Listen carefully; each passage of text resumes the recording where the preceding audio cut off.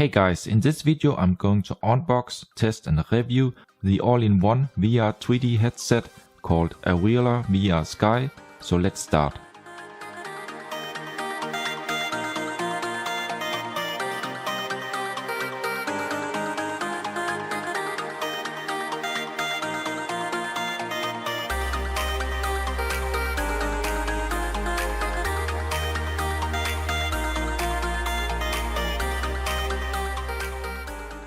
This headset is known under different names like VR SKY CX-V3 or Arealer VR SKY, but these two are basically the same. It runs with something called Nibiru OS, which is based on Android. It uses a built-in 5.5-inch 1080p Full HD display with 70 Hz. It supports 2D, 3D and 360 degree and has a built-in storage on 16 GB. It is powered by a 2.0 GHz all-winner H8 octa-core CPU and a 700 MHz Power VR SGX544 GPU. The built-in 4000 mAh battery can last up to about 3 hours, depending on the brightness and usage. It has features like a built-in microSD card slot, USB, micro USB, Bluetooth, Wi-Fi and a 3.5mm headphone jack. It comes in this black box, and on the side we find the specifications, and notice also that it is CE and FCC approved. So let's now unbox this headset. First we find the headset and some various accessories. Here we first have the solid wall charger, and the specifications says 5V 2.0 amp power adapter. Then there's a band with small leather parts, so it will be comfortable to wear on the head. Included is also a small power adapter, useful if you live outside the US. There's a standard micro USB cable, so you can charge and also connect it to a PC. Next there's a white headset, which actually gives loud and pretty good sound quality. They definitely adds a good experience.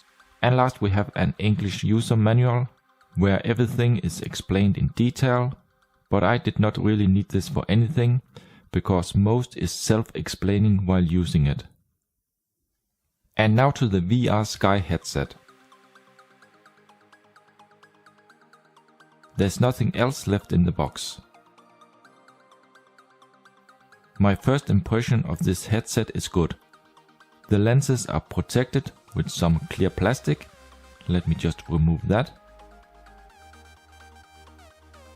There is some standard foam around the edges. Nothing special, but it makes the headset comfortable to wear. The headset is kind of light, much lighter than I first expected, but that's maybe because I have been used to VR headsets that also use a smartphone. The build quality and finish is for the money really good. There are no sharp edges or gaps, it is round and stylish. In the bottom we find an upgrade button, micro SD card slot, 3.5mm headphone jack, USB, micro USB and a power LED indicator that will light up in blue when it is turned on or when you charge it. On the left side we find the power button and a setting button for the brightness, volume, power and VR mode. There are also some thick plastic holders for the headband, while the foam is attached using some soft rubber. I'm not sure if it's possible to remove, but it could be.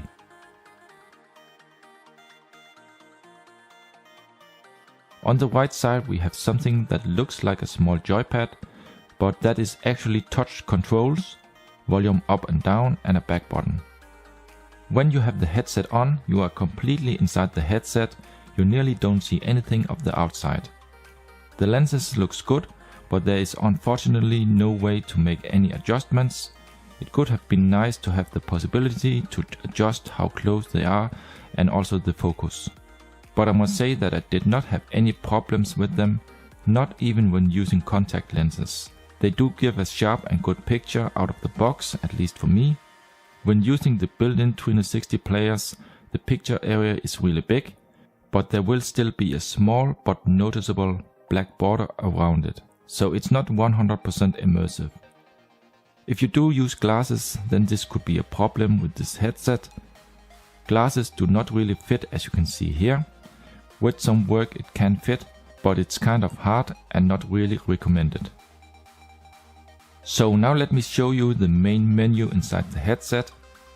I have to say that this was recorded directly from the lenses with my camcorder, so there may be some distortions in this footage you see here, but in reality the picture is consistent, sharp and clear.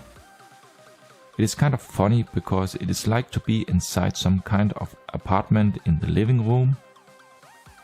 There are two themes to choose from, and let me also show you the second one.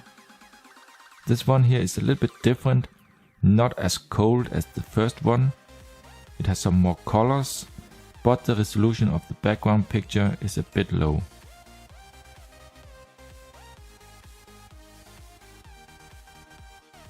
Here I'm now inside something that looks like a cinema, and you have the option to stream some short 3D movie clips directly from the internet.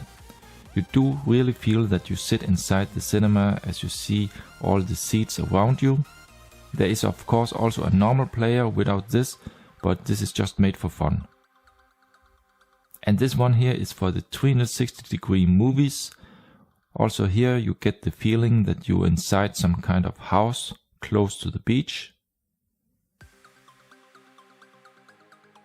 Here one of the 360-degree movies that you can download from the internet directly inside the headset. This is just an example. I don't think the resolution of this clip is so high, but the effect works pretty good, and you can look around in 360-degree. The built-in standard player has different modes like 360, 180, 2D and 3D. When you look closely you may do notice the pixels. Here a 360-degree still picture, but when you use it, I would say it isn't much worse or better than when I have used my Samsung S6. It's still okay. You can do fast movements in videos and still pictures, but in games it may have a little bit of noticeable lag. This is the built-in Nibiru game and app store that offers some compatible games that works good with the headset.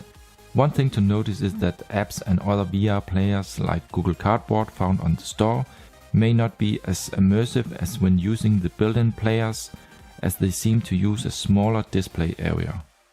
When you click the setting button on the left, you get this menu where you can enable a head-tracked mouse, but you can of course also just connect a Bluetooth mouse and use that, but with the head-tracked mouse you have more freedom.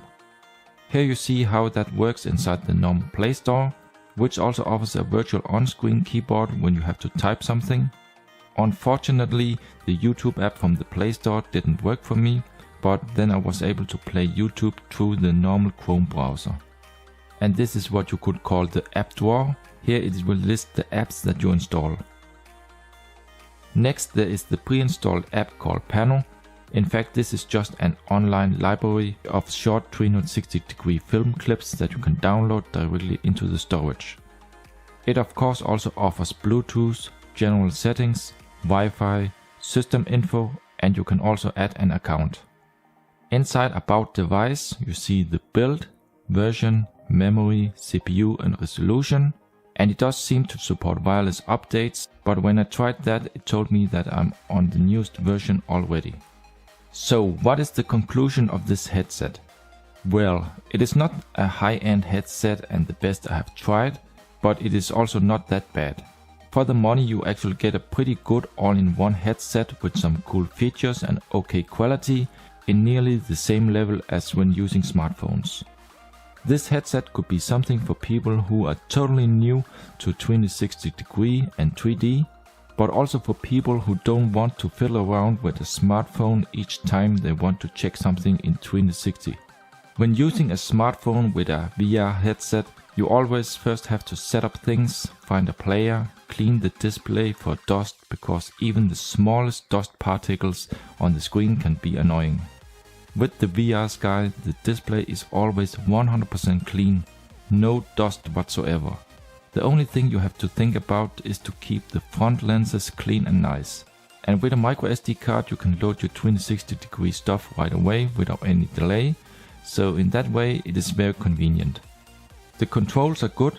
In the start I had to get used to the touch panel, but after some time I'm now comfortable with all the buttons and the features. There's no real overheating other than it may get a little bit hand warm after some time, and the battery life is okay for about 2 hours, while I found the charging rather slow. If I have to give it a rating, it will be 7 out of 10 stars. There is room for improvements, but for the cheap price you get a pretty decent headset with a lot of features, so in the end it does get my recommendation. So thank you for watching this video, and I hope to see you in my next one.